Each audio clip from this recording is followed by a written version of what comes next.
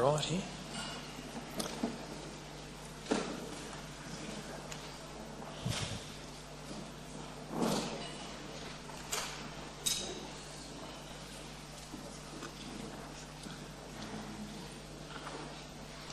Is everybody ready? Ladies and gentlemen, I want to take you through the main features of the budget, which starts New Zealand on the road to recovery. I have the dubious distinction of being the only finance minister in at least the last 60 years to be delivering a budget when the world economy is shrinking. The main features of Budget 2009: we are going to keep the economy going through the recession and supporting jobs. We are safeguarding entitlements. We're improving public services.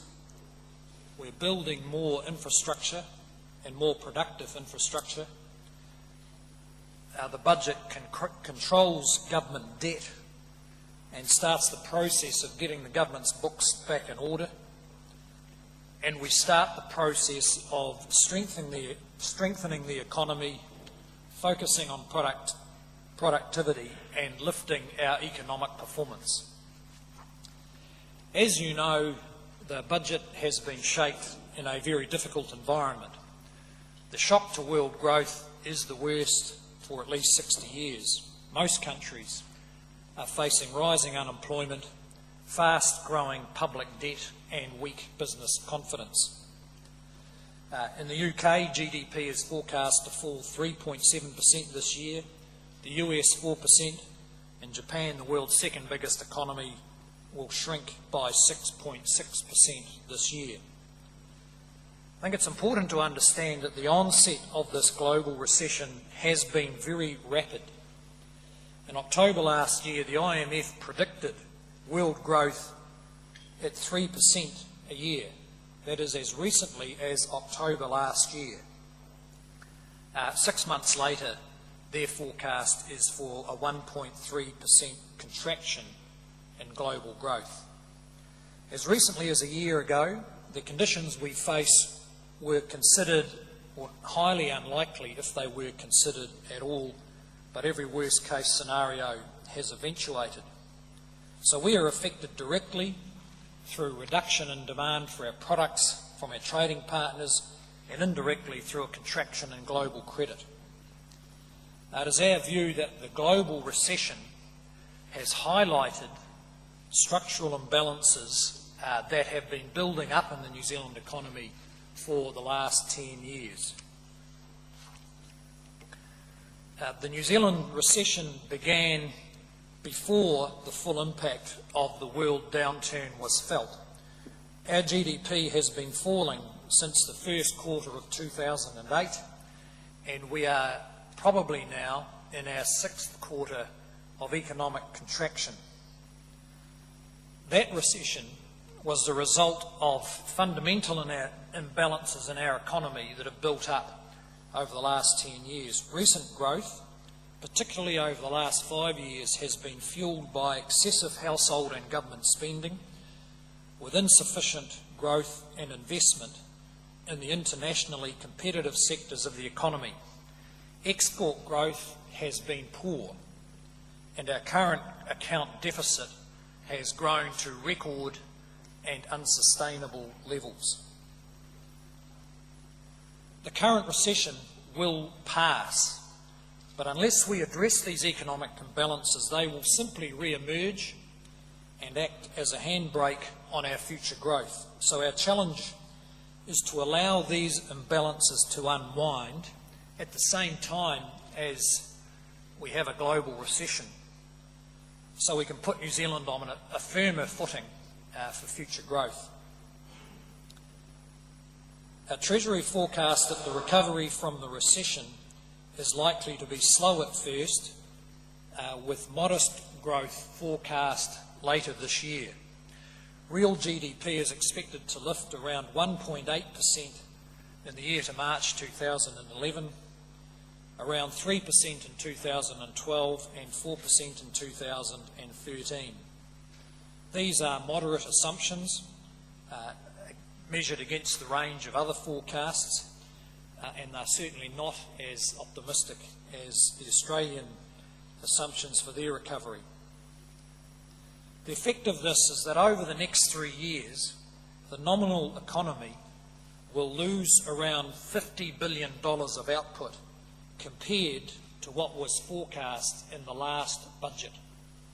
So over the next 3 years, the economy will be $50 billion smaller than was forecast in Budget 2008. And of course, that will affect tax revenue, among other things. As this graph shows, government spending will continue to rise. I know some are keen to portray this budget as slash and burn, but over the next financial year, total government expenditure will rise by around $3 billion. We will deliver stronger public services. We will meet the increased costs of entitlements, and we will continue to invest in infrastructure. But we will have to bridge the gap between revenue and expenses with increased government borrowing. In recent years, spending increases have got out of kilter with economic growth and with revenue growth. In the 5 years to June 2009, core Crown expenditure will have increased by 49%. At the same time, the economy will have grown by about 25% and revenue will have grown by 25%. No government, business or household will survive long if its spending grows at twice the rate of its income. We believe that borrowing at this time is entirely appropriate because it will maintain activity in the economy and support jobs through the trough of the recession. However, we have started the process of fiscal consolidation. In this budget, we have started to prioritise our spending. You will recall that back in the budget policy statement in December, we set out an operating allowance of $1.75 billion. Because of the hard work by ministers and departments, we've been able to complete the Budget 2009 process within an operating allowance of $1.45 billion, some $300 million less than we had expected just a few months ago. And that has, at the same time as safeguarding entitlements to income support, in particular New Zealand Super, benefits, student support and working for families. We've also been able to fulfil many of our pre-election commitments, along with those things which were agreed to with our confidence and supply partners in the formation of the government just 7 months ago. We've also been able to increase funding for public services, but of course we have redirected less effective spending to higher priority areas. We believe that we can deliver smarter, better public services even in a time of constraint. This will be an ongoing task as long as budget deficits persist, which is for some years yet, and public demand grows, which it always does. I just want to take you through some of our key initiatives in health and education, law and order, home insulation and science and technology.